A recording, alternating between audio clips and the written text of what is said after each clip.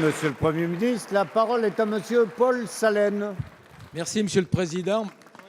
Ma question s'adresse au Premier ministre et porte sur la coopération européenne en matière de lutte contre le terrorisme. Depuis plusieurs années, l'Europe a subi de nombreux attentats particulièrement violents qui ont profondément marqué le territoire européen. En 2009 et 2013, plus de 1000 attentats avortés, déjoués ou malheureusement réussis ont été recensés dans les États membres de l'Union européenne. Ces chiffres ne tiennent pas compte des années suivantes qui ont connu une escalade dans l'importation du terrorisme sur le sol européen. La stratégie de l'Union européenne en matière de lutte contre le terrorisme se développe autour de 4 axes: la prévention, la protection, la poursuite et la réaction. En février 2015, les chefs d'État et de gouvernement de l'Union européenne ont affirmé que seul le dialogue avec les pays tiers sur les questions de sécurité et de terrorisme permettrait de lutter efficacement contre le développement du terrorisme en Europe. La coopération en matière de renseignement doit être impérativement renforcée, ainsi que le contrôle des personnes qui entrent et qui sortent de l'Union européenne. En effet, la menace terroriste ne tient pas compte des frontières, et c'est pour cela qu'il faut y répondre à l'échelon national, mais aussi à travers la coopération européenne et internationale.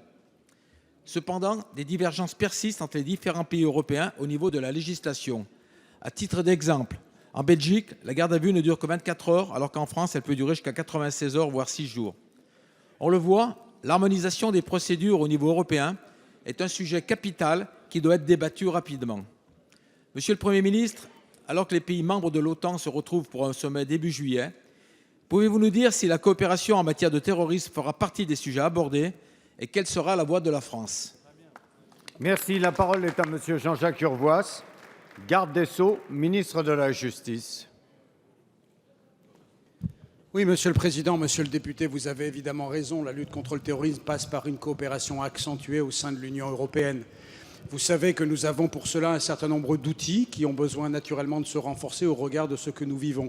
Le premier de ces outils, je veux le rappeler, c'est le mandat d'arrêt européen qui a été créé en 2002 et qui fonctionne bien. C'est la raison pour laquelle la coopération entre les États est à ce point fluide que nous avons pu récupérer, comme nous le souhaitions, comme le parquet de Paris en avait émis l'intention, Salah Abdeslam, qui est aujourd'hui dans une prison française.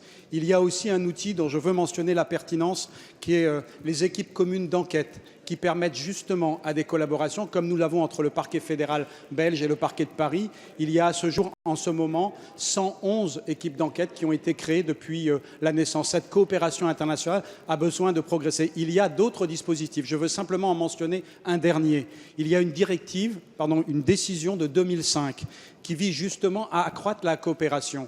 Le sommet des ministres de l'Intérieur et de la Justice européens, le JAI, post-attentat, qui s'est tenu au printemps 2016, a demandé que tous les États appliquent sans réserve la disposition. Pour le moment, nous ne sommes que quelques États à le faire. Il faut accroître. Je ne doute pas que la préoccupation de vous manifester sera entendue et que nous continuerons à renforcer nos liens.